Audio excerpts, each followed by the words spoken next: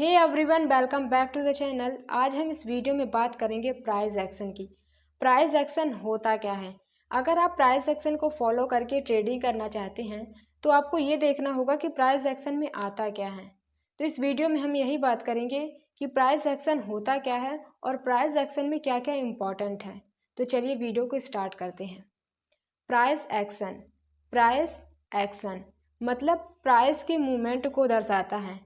Price action से हमें current price का पता चलता है कि इसके बाद प्राइस ऊपर जाएगा या नीचे जाएगा। प्राइस एक्शन टेक्निकल एनालिसिस का ही एक पार्ट होता है, पर टेक्निकल एनालिसिस में और भी इंडिकेटर्स आ जाते हैं, पर प्राइस एक्शन में हमें इंडिकेटर्स का यूज़ नहीं करना होता है। प्राइस एक्शन में करंट प्राइस मतलब प्रेजेंट में क्या प्राइस चल रहा है और पास्ट में कैसा प्राइस था, इसका उपयोग करके फ्यूचर के प्राइस का आप अंदाज़ा लगा सकते हैं कि फ्यूचर में प्राइस ऊपर जाएगा या नीचे जाएगा। अगर आप प्राइस एक्शन के हिसाब से ट्रेडिंग करना चाहते हैं तो सबसे पहले आपको ये देखना होगा कि प्राइस एक्शन में क्या क्या आता है। तो इसी के बारे में बात करते हैं। प्राइस एक्शन में सबसे पहले सप्लाई एंड डिमांड को समझना होगा, क्योंकि प्राइस एक्शन ट्रेडिंग ज़्यादातर सप्लाई एंड डिमांड के कॉन्सेप्ट पर आधारित होती है। अब सप्लाई एंड डिमांड क्या होता है? देखिए, अगर किसी स्टॉक का प्राइस बढ़ रहा है, इसका मतलब होता है कि सेलर्स के अकॉर्डिंग बायर्स ज़्यादा हैं, जिसके कारण उसका प्राइस बढ़ रहा है। इसका मतलब यह होता है कि उस स्टॉक की डिमांड बढ़ गई। अगर किसी स्टॉक का प्राइस नीचे जा रहा है, इसका मतलब होता है कि बायर्स के अकॉर्डिंग सेलर्स ज़्यादा हैं, जिसके कारण उसका प्राइस नीचे जा रहा है।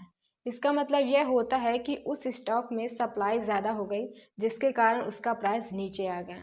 तो आपको सप्लाई एंड डिमांड को भी समझना है। इसके बाद आपको देखना है ट्रेंड, मार्केट कौन सी ट्रेंड में है। मार्केट अप ट्रेंड में है या डाउन ट्रेंड में है या साइडवेज में है, मतलब एक ही जोन में घूम रही है। तो आपको हमेशा ट्रेंड को फॉलो करके ही चलना है। आपको कभी ट्रेंड के अगेंस्ट ट्रेडिंग नहीं करनी, कि कहते हैं ना, ट्रेंड इज़ योर फ्रेंड। तो आपको हमेशा ट्रेंड को फॉलो करना है। अगर आपको लगे कि यहाँ से ट्रेंड रिवर्स हो गया है, इसके बाद प्राइस बढ़ने के चांसेस हैं, तब आप देख सकते हैं और भी चीज़ों का यूज़ कर सकते हैं, कंफर्मेशन ले सकते हैं। इसके बाद आप सपोर्ट एंड रेजिस्टेंस को देख सकते हैं कि कहाँ मार्केट सपोर्ट ले रही है, कहाँ रेजिस्टेंस बन रहा है। तो आपको सपोर्ट एंड रेजिस्टेंस को अच्छे से देखना होगा और अच्छे से समझना होगा। इसके बाद आपको कैंडल स्टिक पैटर्न को पढ़ना है, मतलब कैंडल स्टिक की साइकोलॉजी को पढ़ना है। कैंडल दो प्रकार की होती हैं, आपने देखी होगी। एक ग्रीन कैंडल होती है जिसे बुलिश कैंडल कहते हैं, एक रेड कैंडल होती है जिसे बेरिश कैंडल कहते हैं। पर इतना ही इम्पोर्टेंट नहीं होता। आपको इम्पॉर्टेंट क्या होता है, आपको ये देखना है कि ओपन कहाँ से हुई है और क्लोज कहाँ हुई है, और उसने हाई कहाँ बनाया है और लो कहाँ बनाया है। तो आपको कैंडल स्टिक को अच्छे से समझना होगा।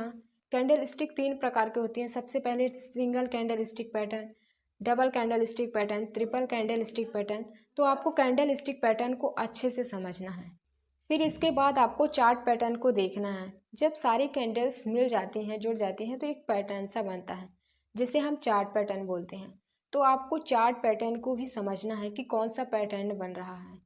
चार्ट पैटर्न भी तीन प्रकार के होते हैं। सबसे पहला होता है रिवर्सल चार्ट पैटर्न, दूसरा होता है कंटिन्यूशनल चार्ट पैटर्न, तीसरा होता है न्यूट्रल चार्ट पैटर्न। तो आपको चार्ट पैटर्न को भी अच्छे से समझना है। तो प्राइस एक्शन में चार चीज़ जो सबसे इम्पॉर्टेंट होती हैं, सबसे पहली होती है ट्रेंड, दूसरा होता है सपोर्ट एंड रेजिस्टेंस, तीसरा होता है कैंडल स्टिक पैटर्न, चौथा होता है चार्ट पैटर्न। तो आपको इन चारों को अच्छे से समझना है। अगर आप प्राइस एक्शन को फॉलो करके ट्रेडिंग करना चाहते हैं तो इसके साथ आप रिस्क मैनेजमेंट और स्टॉप लॉस को ज़रूर ध्यान दीजिएगा। इसके बाद ही आप ट्रेडिंग कीजिएगा। आई होप आपको ये वीडियो पसंद आई हो। इस वीडियो में हमने बात की है प्राइस एक्शन की।